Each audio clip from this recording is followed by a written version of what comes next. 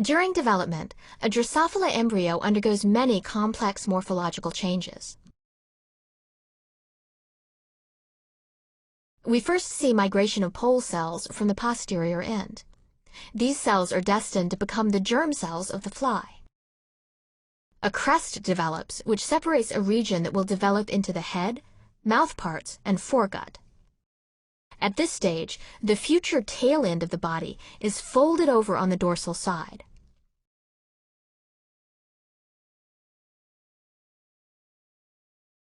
Body segments then become defined.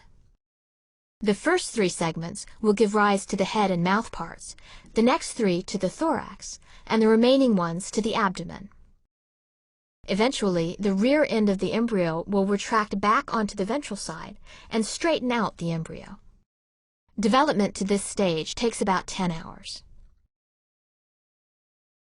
We can appreciate the complexity of these events by morphing a series of individual scanning electron micrographs into a continuous temporal sequence.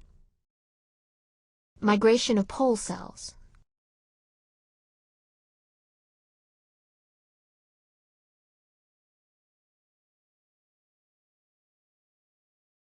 Development of various surface indentations, including openings to the air ducts or tracheal tubes.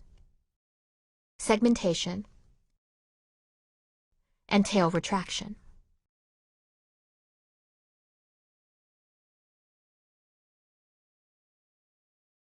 A similar sequence viewed from the top, or dorsal side. Pole cells migrate, and then move into the interior as the hindgut invaginates.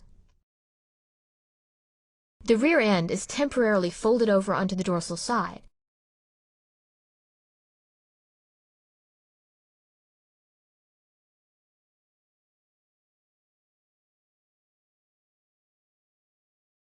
And eventually starts retracting to straighten out the embryo.